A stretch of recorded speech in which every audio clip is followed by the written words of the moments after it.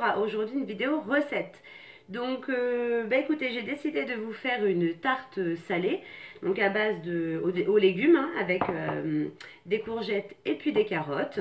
Donc voilà, enfin je sais que nous en tout cas c'est une valeur sûre à la maison, que ça soit, enfin voilà, on adore cette tarte là. Donc c'est vrai que j'essaie de la faire quand même assez régulièrement. Vous pouvez la faire la veille, enfin je veux dire à la limite c'est même encore meilleur si vous la faites la veille pour le lendemain, mais bon si vous la faites le jour même c'est tout aussi bon, pas de souci. Donc je vais vous montrer déjà tout ce qu'il nous faut. C'est une recette très simple qui demande un peu de préparation, dans le sens que il faut faire cuire nos légumes râpés à la poêle. C'est ce qui va être le plus long finalement, parce que le fait de râper nos légumes, si vous avez une râpe électrique comme moi, c'est super rapide. Honnêtement, même si vous le faites à la main, ça va super vite aussi, hein. Franchement, pas de panique. Je l'ai déjà fait. Donc après, c'est qu'une question de cuisson. Et après, ça passe au four. Donc après, voilà, vraiment, c'est une recette très simple.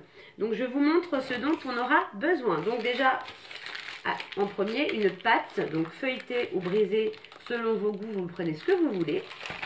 Il nous faut des courgettes, pardon. Donc j'en ai pris 2. On va dire que j'adapte en fonction de la taille, voilà, je vois en fonction de la quantité quand je râpe, mais j'ai prévu 2 courgettes. Je vous dirai de toute façon exactement ce que j'aurais utilisé. Et j'ai préparé, comme elles sont petites, j'ai mis plusieurs carottes. Voilà. Ensuite, donc une fois qu'on a ça, il va nous falloir... Ah, je ne l'ai pas préparé. Bon, je vais le préparer après, mais c'est pas grave. Il nous faut de l'ail pour assaisonner nos légumes. Donc environ... 2-3 gousses, pas plus, voilà, on va dire 2-3 gousses, c'est pas mal, en fonction de si vous aimez l'ail. Si vous aimez l'ail, vous pourrez en mettre 3 gousses, comme moi j'aime, nous on aime beaucoup ça, j'en mets 3 à peu près. Et si vous n'aimez pas l'ail, vous n'êtes même pas obligé à la limite d'en mettre, hein. C'est vraiment optionnel, c'est sûr de donner du goût en plus. Donc de l'ail, sel, poivre, bien évidemment pour assaisonner. Vous pouvez même y rajouter des herbes, c'est comme vous voulez. Pour l'appareil, donc pour lier justement notre tourte, il va nous falloir 25 centilitres de crème. Donc vous pouvez prendre de la crème liquide en brique. Moi c'est de la semi-épaisse, bon ça fera l'affaire, hein. Donc une petite brique de 20 centilitres. Voilà, dans la recette, enfin dans ma recette à la base c'est 25 centilitres et 25 centilitres de lait. Voilà, moi je mets qu'une petite brique et puis je rajoute 25 centilitres, ça suffit largement. 25 centilitres de lait, pareil. Demi-écrémé, entier, ce que vous voulez, il n'y a aucun problème. Ensuite, il nous faut... Ensuite, il nous faut 4 œufs. Donc, il nous faut 2 œufs entiers et 2 œufs où on n'aura besoin que du jaune. Voilà. Et ensuite, donc pour le... pour le dessus, donc pour parsemer sur notre tarte, il nous faudra du fromage râpé. Donc vous pouvez mettre ce que vous voulez, c'est toujours pareil. Du comté râpé, de l'emmental râpé, ce que vous voulez. Moi je vais mettre de l'emmental parce que c'est ce que j'ai. Il me reste un petit peu de râpé aux 3 fromages. Je vais le mettre parce qu'il n'en reste pas beaucoup pour le terminer. Donc voilà, après voilà, vous pouvez adapter, hein, les recettes, ça se modifie toujours, hein. Il n'y a aucun souci. Donc l'étape numéro 1, ça va être de laver les légumes et ensuite de passer au découpage des légumes. Donc je les lave et je vous retrouve juste après. Petite précision, j'ai lavé simplement mes courgettes parce que mes courgettes, je ne vais quasiment pas enlever la peau. Je vais peut-être faire à la limite une bande sur 2, mais comme je laisse la peau, je les lave. Par contre les carottes, je vais les éplucher, donc c'est pas nécessaire de les laver, hein. Donc voilà, donc maintenant je vais passer à l'épluchage des légumes. Je me munis d'un petit bac, histoire de récolter les épluchures, un économe, puis un couteau. Vous pouvez, voilà, après ça c'est... Je vais préparer un petit saladier pour y mettre les légumes quand ils sont prêts.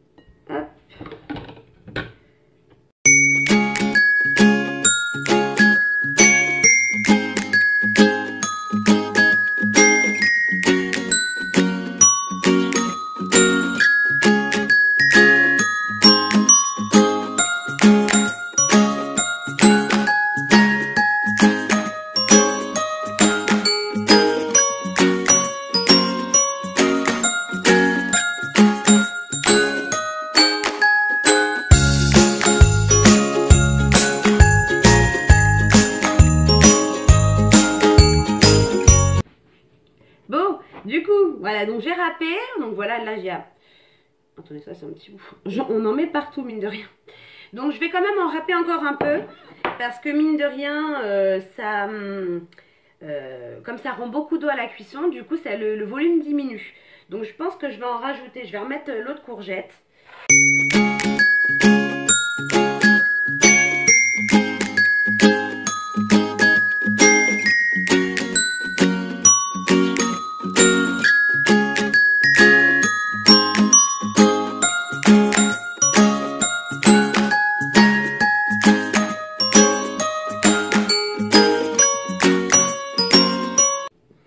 Bon, du coup, on va arrêter là. Je pense que là, j'en ai une quantité suffisante. Voilà, donc j'y ai mis deux courgettes de taille normale. Hein. Et j'y ai mis 5 petites carottes. Donc, très petites carottes. Voilà. À la limite, vaut mieux essayer de faire par égal, que ce soit courgette ou en quantité ou carottes. Mais là, voilà, c'est compliqué. J'ai vu que j'ai mis 2 courgettes. Je ne vais pas rajouter de la carotte parce qu'après, là, il y en aura vraiment de trop. Donc, ça va être bien comme ça. Donc je mets de côté, je nettoie un petit peu tout ce bazar parce que malgré tout, avec la râpe, ça tourne, ça en met partout. Donc je nettoie ça et puis je vous retrouve après. Allez, à tout de suite. Je suis de retour, donc j'ai déblayé un petit peu le plan de travail. Maintenant, je vais passer à l'épluchage de l'ail. Donc je vais prendre, je regarde un petit peu la quantité et je vous dis ça.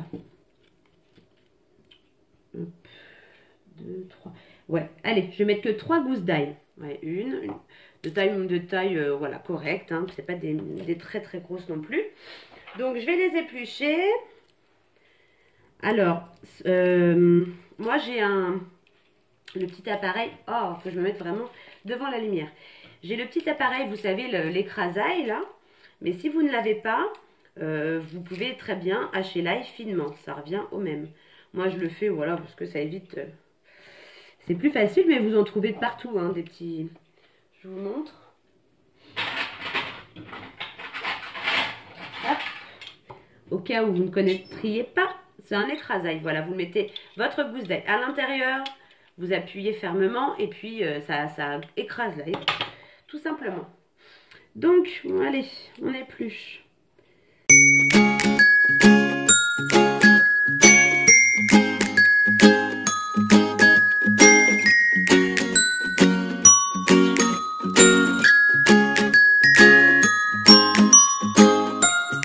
Donc maintenant, j'ai épluché mes petites gousses d'ail. Le processus, ça va être de... je ne vais pas y mettre d'oignon parce que sinon... Ce que je vais faire, c'est que dans ma poêle, je vais y mettre un filet d'huile d'olive ou un filet de beurre ou un filet d'huile. Je pense que là, je vais y mettre un petit peu de beurre. Voilà. Donc, je disais que maintenant, donc vous voyez, j'ai mis du beurre dans ma poêle. Je vais le mettre sur le feu tout de suite. Hop. On va dire que je le mets sur feu moyen. Une fois que le beurre sera fondu, je vais écraser mes gousses d'ail. Je vais les mettre à revenir à la poêle. Vous les laissez quelques secondes. Voilà, légèrement, hein, sinon ça peut vite brûler l'ail. Et donc après, vous allez verser tous vos légumes râpés et vous laissez revenir. Vous rajoutez un peu de sel, un peu de poivre, voilà, vous assaisonnez comme vous voulez. Vous pouvez même y rajouter des herbes comme vous voulez. Et puis, vous laissez revenir jusqu'à temps que vos légumes soient cuits. Donc, je vous dirai de toute façon combien de temps moi j'ai laissé cuire. C'est approximatif parce que en général, j'ai pas chronométré le temps exact de cuisson. Mais on va dire au moins 15-20 minutes environ. Ah, c'est dans le dodo là. Non, tu vas dire, ah là, mais j'ai pas un projet pour les proposer avec mes dodos. Dans ma tête, je pense que je me dis, mais comment ça va l'envoyer?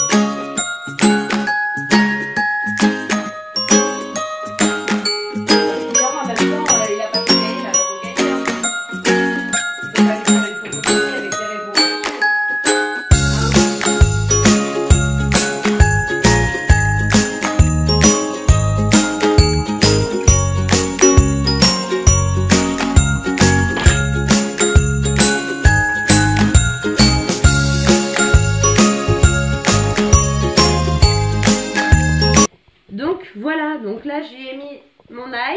Je vais le laisser vraiment quelques secondes pour pas que ça crame, hein, surtout pas. Hop, et je vais y incorporer les légumes. Alors à ce moment-là de la recette, une fois qu'on a incorporé les légumes, on baisse le feu, on le met sur feu doux parce qu'on veut surtout pas que nos légumes crament, hein, on veut qu'ils cuisent lentement. Donc je baisse le feu, je vais assaisonner. Donc je vais y mettre du sel, du poivre.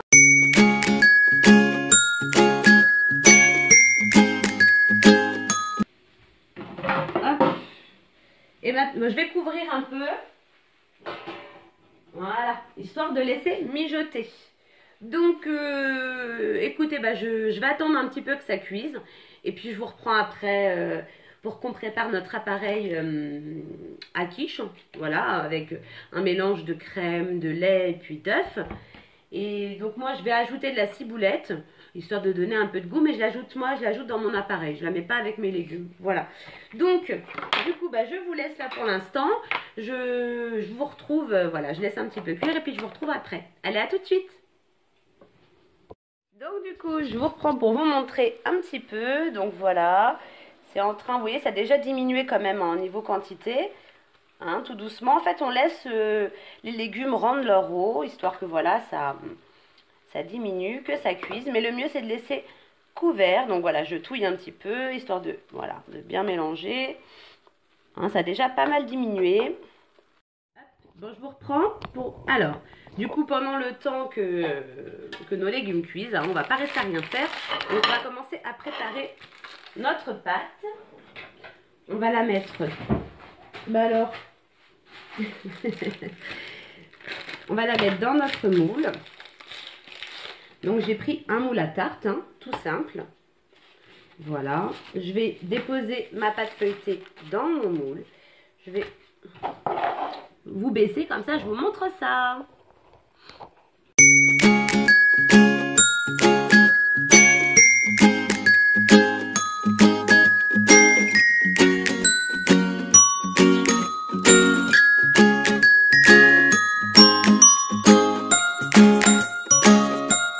Maintenant que ça c'est fait, on réserve sur le côté. Et ce qu'on va faire, c'est qu'on va préparer notre appareil. Donc notre mélange. Je reprends un petit saladier. Hop, je vais y mettre ma crème. Donc là c'est de la crème semi-épaisse légère, mais vous pouvez mettre de la crème liquide. C'est même mieux à la limite.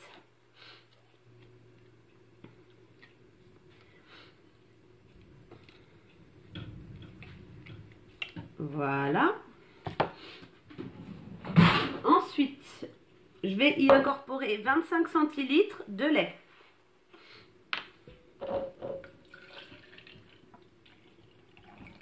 Donc 25 centilitres, voilà, je vous montre à peu près ce que ça donne. Voilà. Donc, avec un fouet, je vais mélanger. Voilà, légèrement. Maintenant, je vais y mettre les œufs. Donc, je mets 2 œufs entiers.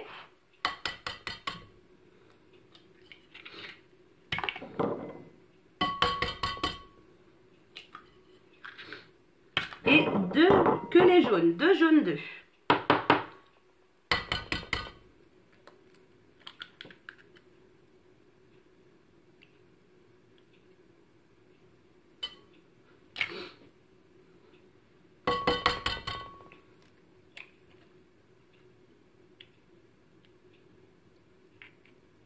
Hop, voilà.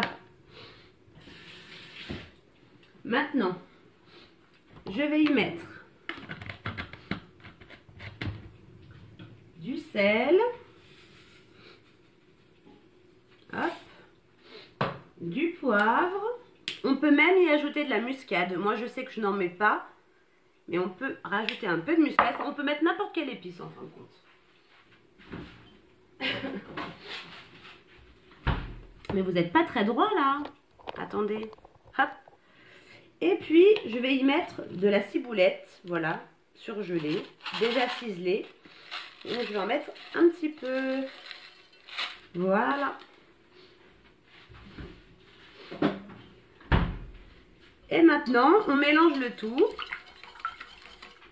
Ça, donc voilà, le mélange est prêt. C'est assez liquide, mais ça va, de toute façon, ça va bien durcir à la cuisson. Donc comme ça, tout est prêt. On n'a plus qu'à... Attendez, je vous remonte. Hop, coucou. Donc maintenant, tout est prêt. Notre pâte est prête.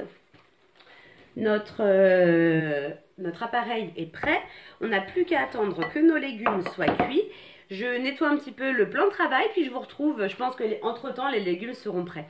Donc à tout de suite. Voilà, nos légumes sont prêts. Comme vous pouvez le voir, hein, le volume, voilà, la casserole était quand même pas mal bombée. Ça a beaucoup diminué. Donc maintenant, à l'aide d'un écumoire pour essayer d'enlever, voilà, s'il y a un peu d'eau au fond. Alors, on égoutte nos légumes et on vient les mettre dans notre pâte à tarte.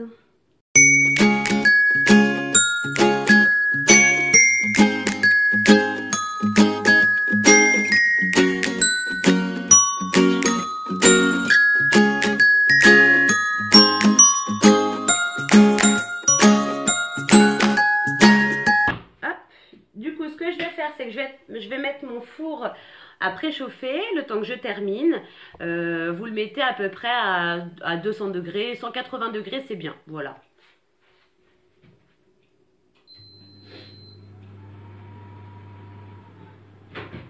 Allez, voilà, je l'ai mis à préchauffer à 180 degrés. Maintenant, je vais y ajouter mon appareil. Donc, voilà, tout est bien mélangé. Je le verse sur ma petite tourte. Hein. Voilà, vous voyez, hein, ça fait pas... Une fois disposé, ça fait pas énorme. Voilà. Et maintenant, on va y mettre notre fromage. Donc, je vais commencer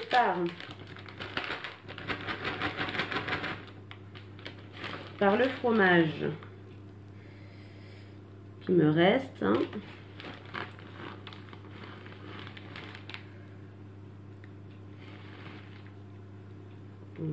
Hop. Voilà. Donc comme nous on est gourmand, on lésine pas sur le fromage. Hein. J'en mets une bonne dose. Hein. On adore, voilà, les croûtes croustillantes sur le dessus des quiches ou des tartes. Donc c'est encore meilleur. On en met pas mal. Voilà. Bon. Donc maintenant je vous montre. Hop, notre tourte est prête. Voilà, elle est prête à être enfournée. Je vais attendre un petit peu que le four soit chaud. Une fois que le four est chaud, je l'enfourne. Et de toute façon, je vous reprends dès que c'est terminé dès qu'elle est terminée de cuire. Comme ça, je vous dirai combien de temps je l'ai laissé à 180 degrés. Et je vous montrerai le résultat. Donc, je vous dis à tout à l'heure. Voilà, je vous retrouve environ 30 minutes plus tard. Bon, on fait ça, je fais ça à vue d'œil. Hein. On va dire que vous la cuisez de la même manière que vous cuirez une quiche, pardon. Donc quand votre pâte est bien cuite, en dessous et sur les côtés. Et puis nous, on aime bien quand le gruyère, le fromage est bien doré. Donc voilà, donc c'est vrai que ça fait aspect quiche traditionnel. Ça fait pas, c'est pas un plat raffiné, mais vraiment, je vous assure, c'est excellent. Mon mari qui n'aime pas du tout la courgette, cette tourte, il l'adore. Donc, pour vous dire que voilà, hein, vraiment, même pour les enfants, c'est une super idée de faire passer les légumes de manière, voilà, hein, plus soft. Je veux dire, en général, les légumes un peu cachés, ça passe beaucoup mieux. Donc écoutez, j'espère que cette vidéo recette vous aura plu. N'hésitez surtout pas à la liker, à la commenter et à vous abonner. Et on se retrouve mardi prochain dans une nouvelle vidéo recette. Salut tout le monde!